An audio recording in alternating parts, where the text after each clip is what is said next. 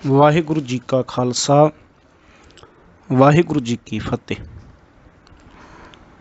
ਆਓ ਜਪਜੀ ਸਾਹਿਬ ਜੀ ਦੀ ਦੂਸਰੀ ਪੌੜੀ ਦੇ ਪਾਠ ਦੇ ਨਾਲ ਜੁੜਨ ਦਾ ਯਤਨ ਕਰੀਏ। ਹੁਕਮੀ ਹੋਵਨ ਆਕਾਰ, ਹੁਕਮ ਨਾ ਕਹਿਆ ਜਾਈ। ਹੁਕਮੀ ਹੋਵਨ ਜੀ, ਹੁਕਮ ਮਿਲੈ ਵਡਿਆਈ। ਹੁਕਮੀ ਉੱਤਮ ਨੀਚ, ਹੁਕਮ ਲਿਖ ਦੁਖ ਸੁਖ ਪਾਈਐ। ਇਕ ਨਾ ਹੁਕਮੀ ਬਖਸ਼ੀਸ਼, ਇਕ ਹੁਕਮੀ ਸਦਾ ਭਵਾਈਐ। ਹੁਕਮੈ ਅੰਦਰ ਸਭ ਕੋ, ਬਾਹਰ ਹੁਕਮ ਨਾ ਕੋਏ। ਨਾਨਕ ਹੁਕਮੈ ਜੇ ਬੁਝੈ, ਨਾਨਕ ਹੁਕਮੈ ਜੇ ਬੁਝੈ। ਤਾਂ ਹਉਮੈ ਕਹੈ ਨਾ ਕੋਏ। ਗੁਰੂ ਕਿਰਪਾ ਦੇ ਨਾਲ ਅਸੀਂ 2 ਨੰਬਰ ਪੌੜੀ ਦਾ ਜੋ ਪਾਠ ਹੈ ਉਹ ਸਰਵਣ ਕੀਤਾ ਹੈ। ਪਹਿਲੀ ਪੌੜੀ ਦੀ ਸਮਾਪਤੀ ਤੋਂ ਬਾਅਦ ਜਿਹੜੀ ਦੂਸਰੀ ਪੌੜੀ ਹੈ ਇਹਦੇ ਵਿੱਚ ਗੁਰੂ ਸਾਹਿਬ ਜੀ ਨੇ ਹੁਕਮ ਦੀ ਵਿਆਖਿਆ ਕੀਤੀ ਹੈ। ਪਿਛਲੀ ਪੌੜੀ ਦੇ ਵਿੱਚ ਸ਼ਬਦ ਸੀ ਕਿਵ ਸਚਿਆਰਾ ਹੋਈ ਹੈ, ਕਿਵ ਕੂੜੈ ਟੁੱਟੈ ਪਾਲ। ਹੁਕਮ ਰਜ਼ਾਈ ਚੱਲਣਾ, ਨਾਨਕ ਲਿਖਿਆ ਨਾਲ।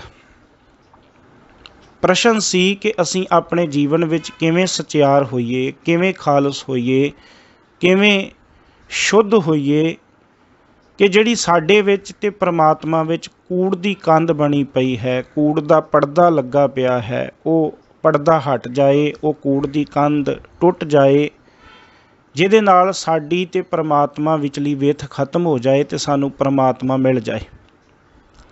ਤੇ ਜਵਾਬ ਕੀ ਦਿੱਤਾ ਕਿ ਉਹ ਕੂੜ ਦੀ ਕੰਧ ਟੁੱਟੇਗੀ ਕਿਵੇਂ? ਉਹਨੂੰ ਤੇ ਕੋਈ ਕਾਰੀਗਰ ਨਹੀਂ ਢਾਉਣ ਵਾਲਾ, ਉਹਨੂੰ ਤੇ ਅਸੀਂ ਕਿਸੇ ਸੰਦ ਦੇ ਨਾਲ ਨਹੀਂ ਢਾ ਸਕਦੇ। ਤੇ ਗੁਰੂ ਸਾਹਿਬ ਨੇ ਜਵਾਬ ਕੀ ਦਿੱਤਾ, ਕਿਵੇਂ ਟੁੱਟੇਗੀ ਉਹ ਕੰਧ? ਸਾਹਿਬ ਕਹਿੰਦੇ ਹੁਕਮ ਰਜ਼ਾਈ ਚੱਲਣਾ, ਰਜਾ ਵਾਲੇ ਪ੍ਰਮਾਤਮਾ ਦੇ ਹੁਕਮ ਦੇ ਵਿੱਚ ਚੱਲਿਆ ਇਹ ਕੂੜ ਦੀ ਕੰਧ ਟੁੱਟ ਜਾਏਗੀ। ਹੁਣ ਗੁਰੂ ਸਾਹਿਬ ਨੇ ਦੂਸਰੀ ਪੌੜੀ ਦੇ ਵਿੱਚ ਇਹਦੀ ਵਿਆਖਿਆ ਕੀਤੀ ਕਿ ਹੁਕਮ ਦੇ ਵਿੱਚ ਚੱਲਣਾ ਕੀ ਹੈ, ਹੁਕਮ ਦੇ ਵਿੱਚ ਚੱਲਣਾ ਕਿਵੇਂ ਹੈ। ਇੱਕ ਬੇਨਤੀ ਕਰਾਂ ਪਿਆਰ ਵਾਲਿਓ, ਜਪਜੀ ਸਾਹਿਬ ਬਾਣੀ ਦੀ ਖਾਸੀਅਤ ਇਹ ਹੈ ਕਿ ਇੱਕ ਪੌੜੀ ਜਿਹੜੀ ਹੈ ਨਾ ਉਹਦੀ ਵਿਆਖਿਆ ਦੂਸਰੀ ਪੌੜੀ ਕਰਦੀ ਹੈ। ਪਹਿਲੀ ਪੌੜੀ ਦੀ ਵਿਆਖਿਆ ਦੂਸਰੀ ਪੌੜੀ ਕਰੇਗੀ, ਦੂਸਰੀ ਪੌੜੀ ਦੀ ਵਿਆਖਿਆ ਤੀਸਰੀ ਪੌੜੀ ਕਰੇਗੀ, ਤੀਸਰੀ ਪੌੜੀ ਦੀ ਵਿਆਖਿਆ ਚੌਥੀ। ਸਾਰੇ ਜਪਜੀ ਸਾਹਿਬ ਵਿੱਚ ਹੀ ਇਸੇ ਤਰ੍ਹਾਂ ਚੱਲੇਗਾ। ਇਹ ਜਪਜੀ ਸਾਹਿਬ ਦੀ ਬਾਣੀ ਦੀ ਖਾਸੀਅਤ ਹੈ। ਹੁਣ ਪਹਿਲੀ ਪੌੜੀ ਦੀ ਵਿਆਖਿਆ ਦੂਸਰੀ ਪੌੜੀ ਕਰ ਰਹੀ ਤੇ ਗੁਰੂ ਨਾਨਕ ਸਾਹਿਬ ਮਹਾਰਾਜ ਜੀ ਬਚਨ ਕਰ ਰਹੇ ਨੇ। ਸਾਹਿਬ ਜੀ ਕਹਿੰਦੇ ਹੁਕਮੀ ਹੋਵਨ ਆਕਾਰ, ਇਹਨੂੰ ਆਕਾਰ ਨਹੀਂ ਪੜ੍ਹਨਾ, ਇਹਨੂੰ ਆਕਾਰ ਪੜ੍ਹਨਾ ਹੈ ਕਿਉਂਕਿ ਐੜੇ ਨੂੰ ਵੀ ਕੰਨੇ ਦੀ ਮਾਤਰਾ ਹੈ। ਸਾਹਿਬ ਕਹਿੰਦੇ ਉਸ ਅਕਾਲ ਪੁਰਖ ਪਰਮਾਤਮਾ ਦੇ ਹੁਕਮ ਦੇ ਅਨੁਸਾਰ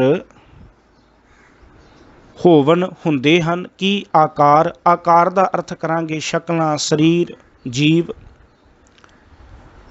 ਅਕਾਲ ਪੁਰਖ ਪਰਮਾਤਮਾ ਦੇ ਹੁਕਮ ਦੇ ਅਨੁਸਾਰ ਹੀ ਸਾਰੇ ਜਿਹੜੇ ਜੀਵ ਨੇ, ਸਰੀਰ ਨੇ, ਉਹ ਬਣਦੇ ਨੇ। ਭਾਵ ਕਹਿ ਲਈਏ ਕਿ ਜੀਵ ਪੈਦਾ ਹੁੰਦੇ ਨੇ। ਪਰ ਸਾਹਿਬ ਕਹਿੰਦੇ ਆਪਾਂ ਵਖਿਆਨ ਕਰਕੇ ਇਹਦੇ ਬਾਰੇ ਕੁਝ ਦੱਸ ਸਕੀਏ। ਸਾਹਿਬ ਕਹਿੰਦੇ ਨਹੀਂ, ਹੁਕਮ ਨਾ ਕਹਿਆ ਜਾਈ, ਉਹਦੇ ਹੁਕਮ ਨੂੰ ਬਿਆਨ ਨਹੀਂ ਕੀਤਾ ਜਾ ਸਕਦਾ, ਉਹਦੇ ਹੁਕਮ ਨੂੰ ਦੱਸਿਆ ਨਹੀਂ ਜਾ ਸਕਦਾ ਕਿ ਉਹਦਾ ਹੁਕਮ ਕਿਹੋ ਜਿਹਾ। ਹਾਂ, ਉਹਦੇ ਹੁਕਮ ਨੂੰ ਮੰਨਿਆ ਜ਼ਰੂਰ ਜਾ ਸਕਦਾ ਹੈ।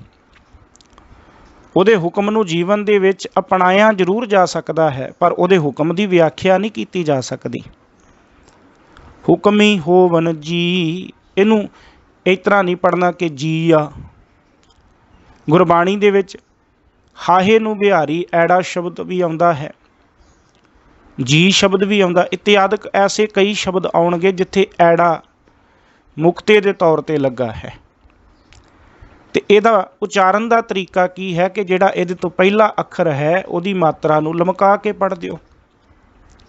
ਹੁਣ ਇਹਦੇ ਤੋਂ ਪਹਿਲਾਂ ਜਿਹੜੀ ਮਾਤਰਾ ਹੈ ਉਹ ਜਿੱਜੇ ਨੂੰ ਬਿਹਾਰੀ ਹੈ, ਇਸ ਕਰਕੇ ਉਹਨੂੰ ਲਮਕਾ ਕੇ ਪੜ੍ਹਨਾ ਬੜਾ ਸੌਖਾ ਹੈ, ਪੜ੍ਹਨਾ ਉਚਾਰਨ ਕਰਨਾ। ਹੁਕਮੀ ਹੋਵਨ ਜੀ, ਬਸ ਇਵੇਂ ਲਮਕਾ ਕੇ ਪੜ੍ਹ ਦਿਓ। ਕਹਿੰਦੇ ਉਸ ਅਕਾਲ ਪੁਰਖ ਪਰਮਾਤਮਾ ਦੇ ਹੁਕਮ ਦੇ ਅਨੁਸਾਰ ਹੀ ਜੀਵ ਜਨਮ ਲੈਂਦੇ ਨੇ। ਹੁਕਮੀ ਹੋਵਨ ਜੀ, ਪਹਿਲਾਂ ਸੀ ਕਿ ਹੁਕਮੀ ਹੋਵਨ ਆਕਾਰ, ਉਹਦੇ ਹੁਕਮ ਦੇ ਵਿੱਚ ਹੀ ਆਕਾਰ ਬਣਦੇ ਨੇ, ਸਰੀਰ ਬਣਦੇ ਨੇ, ਪਰ ਉਹਦੇ ਹੁਕਮ ਨੂੰ ਬਿਆਨ ਨਹੀਂ ਕੀਤਾ ਜਾ ਸਕਦਾ, ਉਹਦੇ ਹੁਕਮ ਨੂੰ ਦੱਸਿਆ ਨਹੀਂ ਜਾ ਸਕਦਾ। ਹੁਣ ਕਹਿੰਦੇ ਹੁਕਮੀ ਹੋਵਨ ਜੀ, ਆਕਾਰ ਬਣਨ ਤੋਂ ਬਾਅਦ ਜੀਵ ਜਿਹੜੇ ਨੇ ਅਕਾਲ ਪੁਰਖ ਪਰਮਾਤਮਾ ਦੇ ਹੁਕਮ ਦੇ ਵਿੱਚ ਜਨਮ ਲੈਂਦੇ ਨੇ, ਤੇ ਜਨਮ ਲੈਣ ਤੋਂ ਬਾਅਦ ਹੁਕਮ ਮਿਲੈ ਵਡਿਆਈ, ਉਸ ਪਰਮਾਤਮਾ ਦੇ ਹੁਕਮ ਦੇ ਵਿੱਚ ਹੀ ਉਸ ਪੈਦਾ ਹੋਏ ਜੀਵਾਂ ਨੂੰ ਵਡਿਆਈ ਮਿਲਦੀ ਹੈ, ਸ਼ੋਭਾ ਮਿਲਦੀ ਹੈ, ਇਸ ਸੰਸਾਰ ਦੇ ਵਿੱਚ ਉਹਨਾਂ ਨੂੰ ਸਤਿਕਾਰ ਮਿਲਦਾ ਹੈ। ਪਰ ਮਿਲਦਾ ਕਿਵੇਂ ਹੈ? ਉਹਦੇ ਹੁਕਮ ਦੇ ਵਿੱਚ, ਪਰਮਾਤਮਾ ਦੇ ਹੁਕਮ ਦੇ ਵਿੱਚ ਹੀ ਉਹਨਾਂ ਨੂੰ ਵਡਿਆਈ ਮਿਲਦੀ ਹੈ। ਹੁਕਮੀ ਉੱਤਮ ਨੀਚ, ਹੁਕਮ ਲਿਖ ਦੁੱਖ ਸੁਖ ਪਾਈਐ। ਕਹਿੰਦੇ ਉਸ ਪਰਮਾਤਮਾ ਦੇ ਹੁਕਮ ਦੇ ਵਿੱਚ ਕੋਈ ਚੰਗਾ ਬਣ ਜਾਂਦਾ, ਹੁਕਮੀ ਉੱਤਮ, ਉੱਤਮ ਮਤਲਬ ਸ੍ਰੇਸ਼ਟ, ਚੰਗਾ, ਤੇ ਕੋਈ ਨੀਚ ਭਾਵ ਮਾੜਾ ਬਣ ਜਾਂਦਾ। ਕੋਈ ਚੰਗਾ ਬਣ ਜਾਂਦਾ ਤੇ ਕੋਈ ਭੈੜਾ ਬਣ ਜਾਂਦਾ। ਹੁਕਮ ਲਿਖ ਦੁੱਖ ਸੁਖ ਪਾਈਐ, ਤੇ ਉਸ ਪਰਮਾਤਮਾ ਦੇ ਹੁਕਮ ਦੇ ਵਿੱਚ ਹੀ ਜੀਵਾਂ ਦੇ ਕੀਤੇ ਹੋਏ ਕਰਮਾਂ ਦੇ ਅਨੁਸਾਰ, ਇਹ ਗੱਲ ਹੈ ਕਿ ਜਿਵੇਂ ਦੇ ਜੀਵ ਕਰਮ ਕਰਦੇ ਨੇ ਉਹਨਾਂ ਕਰਮਾਂ ਦੇ ਅਨੁਸਾਰ ਉਹਨਾਂ ਜੀਵਾਂ ਨੂੰ ਦੁੱਖ ਤੇ ਸੁੱਖ ਭੋਗਣੇ ਪੈਂਦੇ ਨੇ।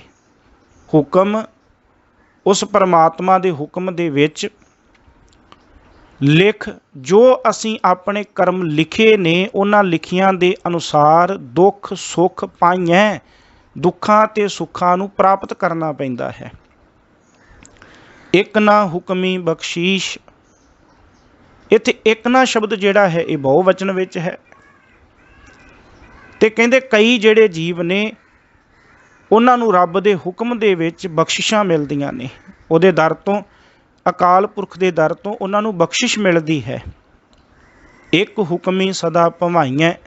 ਹੁਣ ਗੁਰਬਾਣੀ ਦੇ ਵਿੱਚ ਇੱਕ ਜਿਹੜਾ ਉਹ ਕਈ ਅਰਥਾਂ ਵਿੱਚ ਆਉਂਦਾ ਹੈ।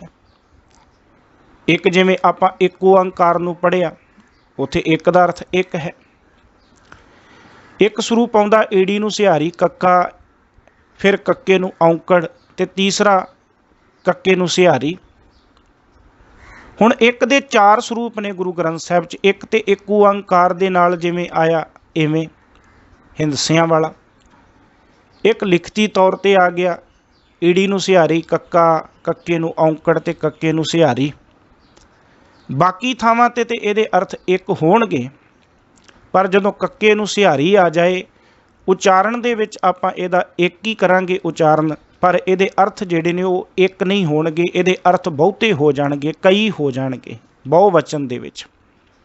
ਇਹ ਸਾਰੇ ਗੁਰੂ ਗ੍ਰੰਥ ਸਾਹਿਬ ਦੇ ਵਿੱਚ ਆਪਾਂ ਨੇ ਚੇਤੇ ਰੱਖਣਾ ਹੈ। ਇੱਕ ਹੁਕਮੀ ਸਦਾ ਭਵਾਈਐ, ਕਹਿੰਦੇ ਕਈਆਂ ਨੂੰ ਤੇ ਉਹਦੇ ਹੁਕਮ ਦੇ ਵਿੱਚ ਬਖਸ਼ਿਸ਼ਾਂ ਮਿਲਦੀਆਂ ਨੇ ਤੇ ਕਈ ਉਹਦੇ ਹੁਕਮ ਦੇ ਵਿੱਚ ਨਿਤ ਆਪਣੇ ਜੀਵਨ ਦੇ ਵਿੱਚ ਭਟਕਦੇ ਰਹਿੰਦੇ ਨੇ। ਇੱਕ ਹੁਕਮੀ, ਕਈ ਜੀਵ ਉਹਦੇ ਹੁਕਮ ਦੇ ਵਿੱਚ ਸਦਾ ਹਮੇਸ਼ਾ ਹੀ ਭਵਾਈਐ, ਭਵਾਈਐ ਮਤਲਬ ਭਟਕਦੇ ਰਹਿੰਦੇ ਨੇ, ਆਤਮਿਕ ਤੌਰ 'ਤੇ ਜਨਮ ਮਰਨ ਦੇ ਗੇੜ ਵਿੱਚ ਪਏ ਰਹਿੰਦੇ ਨੇ। ਹੁਕਮੈ ਅੰਦਰ ਸਭ ਕੋ, ਗੁਰੂ ਬਾਬਾ ਜੀ ਕਹਿੰਦੇ ਅਸਲੀਅਤ ਇਹ ਹੈ ਕਿ ਸਾਰੇ ਹੀ ਜੀਵ ਉਹਦੇ ਹੁਕਮ ਦੇ ਵਿੱਚ ਨੇ, ਬਾਹਰ ਹੁਕਮ ਨਾ ਕੋਏ। ਕੋਈ ਵੀ ਜੀਵ ਉਸ ਪਰਮਾਤਮਾ ਦੇ ਹੁਕਮ ਤੋਂ ਬਾਹਰ ਨਹੀਂ। ਨਾਨਕ ਹੁਕਮੈ ਜੇ ਬੁੱਝੈ। हे ਨਾਨਕ, ਜੇ ਕੋਈ ਉਸ ਦੇ ਹੁਕਮ ਨੂੰ ਬੁੱਝ ਲਏ, ਸਮਝ ਲਏ। ਇੱਥੇ ਬੁੱਝੈ ਪੜ੍ਹਨਾ, ਇਹਨੂੰ ਬੁਝੈ ਨਹੀਂ ਪੜ੍ਹਨਾ। ਬੁਝੈ ਦਾ ਮਤਲਬ ਦੀਵਾ ਬੁਝਾ ਦਿਓ, ਅਤੇ ਬੁੱਝੈ ਦਾ ਮਤਲਬ ਸਮਝਣਾ, ਮੇਰੇ ਹੱਥ ਵਿੱਚ ਕੀ ਬੁੱਝੋ, ਉਹ ਅਰਥ। हे ਨਾਨਕ, ਜੇ ਕੋਈ ਉਸ ਦੇ ਹੁਕਮ ਨੂੰ, ਜੇਕਰ ਕੋਈ ਪ੍ਰਮਾਤਮਾ ਦੇ ਹੁਕਮ ਨੂੰ ਸਮਝ ਲਏ ਤਾਂ ਹਉਮੈ ਕਹੈ ਨਾ ਕੋਇ। ਇਹਨੂੰ ਪੜ੍ਹਨਾ, ਤਾਂ ਹਉਮੈ ਕਹੈ ਨਾ ਕੋਇ। ਅਤੇ ਕਹਿੰਦੇ ਜੇ ਕੋਈ ਉਸ ਪ੍ਰਮਾਤਮਾ ਦੇ ਹੁਕਮ ਨੂੰ ਸਮਝ ਲਏ ਤਾਂ ਉਹਦੇ ਜੀਵਨ ਦੇ ਵਿੱਚੋਂ ਸਵਾਰਥ ਦੀਆਂ ਗੱਲਾਂ ਨਿਕਲ ਜਾਂਦੀਆਂ ਨੇ। ਹਉਮੈ ਕਹੈ ਨਾ ਕੋਇ, ਉਹ ਹਉਮੈ ਦੇ ਵਿੱਚ, ਮੈਂ ਦੇ ਵਿੱਚ ਫਿਰ ਗੱਲਾਂ ਨਹੀਂ ਕਰਦਾ, ਉਹ ਆਪਣੇ ਜੀਵਨ ਦੇ ਵਿੱਚੋਂ ਸਵਾਰਥ ਨੂੰ ਛੱਡ ਦਿੰਦਾ ਹੈ।